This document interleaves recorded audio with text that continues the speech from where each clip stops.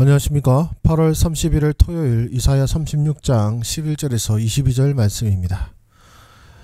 이에 엘리야김과 셈나와 여호와가 랍사게에게 이르되 우리가 아람 방언을 아오니 청하건대 그 방언으로 당신의 종들에게 말하고 성 위에 있는 백성이 듣는 데서 우리에게 유다 방언으로 말하지 마소서 하니, 랍사게가 이르되 내 주께서 이 일을 내 주와 내게만 말하라고 나를 보내신 것이냐. 너희와 함께 자기의 대변을 먹으며 자기의 소변을 마실 성 위에 앉은 사람들에게도 하라고 보내신 것이 아니냐 하더라. 이에 랍사게가 일어나서 유다 방언으로 크게 외쳐 이르되 너희는 대왕 아수르 왕의 말씀을 들으라. 왕의 말씀에 너희는 히스기야에게 미혹되지 말라. 그가 능히 너희를 건지지 못할 것이니라. 히스기야가 너희에게 여호와를 신뢰하게 하려는 것을 따르지 말라. 그가 말하기를 여호와께서 반드시 우리를 건지시리니 이 성이 아수르 왕의 손에 넘어가지 아니라 할지라도 히스기야 말을 듣지 말라. 아수르 왕이 또 이같이 말씀하시기를 너희는 내게 항복하고 내게로 나오라. 그리하면 너희가 각각 자기의 포도와 자기의 무화과를 먹을 것이며 각각 자기의 우물물을 마실 것이요, 내가 와서 너희를 너희 본토와 같이 곡식과 포도주와 떡과 포도원 있는 땅에 옮기기까지 하리라. 혹시 히스기야가 너희에게 이르기를 여호와께서 우리를 건지시리라 할지라도 속지 말라. 열국의 신들 중에 자기의 땅을 아수르 왕의 손에서 건진 자가 있느냐? 하맛과 아르밧의 신들이 어디 있느냐? 스발와임의 신들이 어디 있느냐? 그들이 사마리아를 내 손에서 건졌느냐? 이 열방의 신들 중에 어떤 신이 자기의 나라를 내 손에서 건져냈기에 여호와가 능히 예루살렘을 내 손에서 건지겠느냐 하셨느냐 하니라. 그러나 그들이 잠잠하여 한 말도 대답하지 아니하였으니 이는 왕이 그들에게 명령하여 대답하지 말라 하였음이었더라. 그때 힐게의 아들 왕궁 만든 자 엘리야김과 서기관 셈나와 아삽의 아들 사간 요아가 자기 옷을 찢고 히스기야에게 나아가서 랍사게의 말을 그에게 전하니라. 아멘. 네, 잠깐 정지하셔서 묵상하도록 하겠습니다. 네, 하나님은 어떤 분이십니까? 대적을 통해 우리의 믿음을 시험하시는 분이십니다. 이제 이 랍사게를 통하여서 이제 랍사게가 이제 외교 공용어인 아람어로 말하지 않고 이제 유다 백성들까지 다 들으라고 유다 방언으로 이제 외치는 소리를 오늘 말씀에서 우리에게 말씀해 주고 계십니다. 이제 그 내용들을 들어보면은 결국 누가 아수르의 손에서 너희들을 건져내겠느냐, 너희 하나님이 건져내겠느냐, 히스기야 말을 믿지 말라, 이런 식으로 이제 대적이 대단히 합리적인 말로 이스라엘 백성들을 설득하는 모습을 볼 수가 있습니다.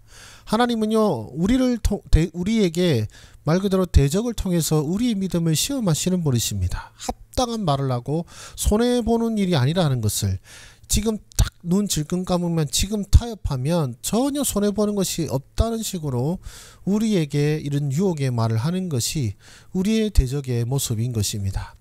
그렇다면 오늘 우리의 말씀은 우리에게 무엇을 말씀하고 있습니까? 우리의 대적은 합리적으로 우리를 미혹한다는 것이죠. 랍사게의 말은 사실 대단히 설득력이 있습니다. 왜냐하면 이제 너희들이 우리에게 항복하며 우리가 너희들을 죽이거나 멸하는 것이 아니라 더 좋은 곳에서 더 좋은 곳에서 너희를 거하게 할 것이고, 이제 포도주와 떡과 포도원이 있는 딱 이런 땅으로 너희들을 인도할 것이다, 이렇게 얘기하지 않습니까?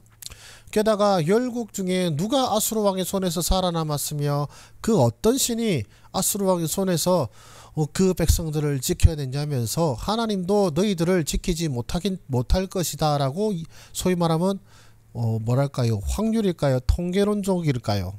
아주 통계를 들어서 또 현실을 들어서 합리적으로 미혹하는 것을 우리는 볼 수가 있습니다.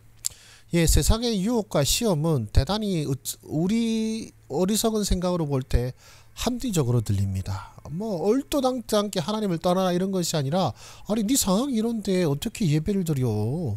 너도 먹고 살아야 되지 않니? 이런 식인 거죠. 우리로 하여금 그래 떠나는 이 예배를 안 드릴 수밖에 없어. 내가 상황이 이런데 어떻게 예배를 드려? 이런 식으로 우리로 하여금 납득하게끔 우리가 이 하나님을 떠나는 것에 당위성을 부여하도록 유혹하는 것이 우리의 대적들의 유혹인 것입니다. 거기에 넘어가면은 결단코 우리는 하나님의 역사와 능력을 보지 못할 것입니다. 그리고요, 우리는요 대적들을 말로 이기는 자들이 아닙니다. 지금 이 랍사게가 이런 수많은 말로 유혹하고 미혹했을 때 이스라엘 백성들 중 그 누구도 한마디도 대답하지 아니했는데 이는 이제 히스기야 왕이 그들에게 명령하였죠. 대답하지 말라라고요. 그러니까 그거를 반박할 필요도 없고 어떠한 타협을 시도할 필요가 없는 것입니다. 우리는 대적들을 말로 이기는 자들이 아니라 우리는 누구에게 말하는 자들입니까? 하나님께 말하는 자들입니다. 대적에게 말하는 자들이 아니라요. 하나님께 말하는 자들이고 하나님께 구하는 자들이고 또 하나님의 은혜와 하나님의 능력으로 이기는 자들이 바로 우리들인 것입니다.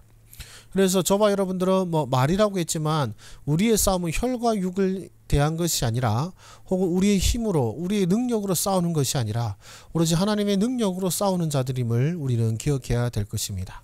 그 다음에 나는 어떻게 살아야 되겠습니까? 명백한 현실의 상황보다 믿음의 눈으로 주께서 행하실 일들을 기대하자는 것이죠.